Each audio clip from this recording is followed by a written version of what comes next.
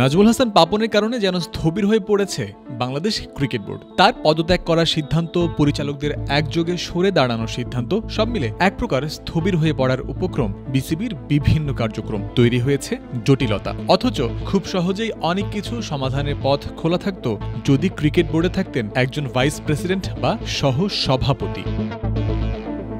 President পাপনের অনুপস্থিতিতে যিনি অনায়াসেই চালিয়ে যেতে পারতেন বোর্ডের যাবতীয় কাজ। নানান সময় ক্রিকেট বোর্ড কর্তাদের কাছ থেকেই গঠনতন্ত্র অনুসরণ করার বিষয়ে নানান কথা শোনা গেছে, কিন্তু অবাক করা বিষয় হল বিসিবির গঠনতন্ত্রের সহ সভাপতি নির্বাচনের কথা বলা থাকলেও গত কয়েক মেয়াদে এই পদে কাউকে নির্বাচন করা হয়নি, যা সরাসরি গঠনতন্ত্রের লঙ্ঘন।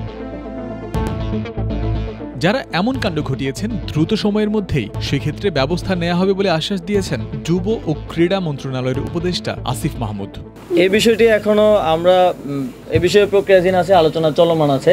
তো কোনো একটা সমাধানে পৌঁছানোর আগ পর্যন্ত আমি এই বিষয়ে কোনো মন্তব্য করতে চাচ্ছি না। কতদিনের মধ্যে করতে পারবেন? খুব দ্রুত সময়ের মধ্যে আপনারা সুসংবাদ পাবেন, আশা করি আপনাদেরকে জানাতে পারবো।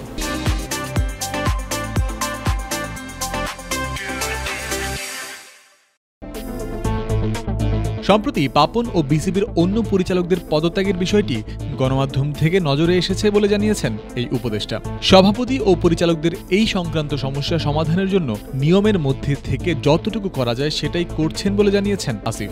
এরই ধারাবাহিকতায় বেশ কয়েকজন সাবেক ক্রিকেটারদের সাথে আলোচনা করেছেন বলে তিনি জানিয়েছেন, যাদের মধ্যে একজন হলেন বাংলাদেশের সাবেক অধিনায়ক ও সাবেক প্রধান নির্বাচক ফারুক আহমেদ। তার সাথে ক্রিকফ্রেন্সির পক্ষ থেকে যোগাযোগ করা হলে তিনিও যুব ও ক্রীড়া উপদেষ্টার সঙ্গে আলোচনা হওয়ার বিষয়টি নিশ্চিত করেন। আমার সাথে আলোচনা হয়েছে, তবে কোনো নির্দিষ্ট পদ নিয়ে নয়। আমি আগ্রহী।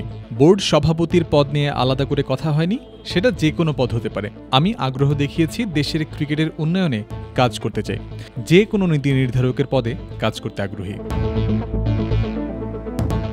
জয়ন্ত বিন্দু, ক্রিকফ্রেন্সি।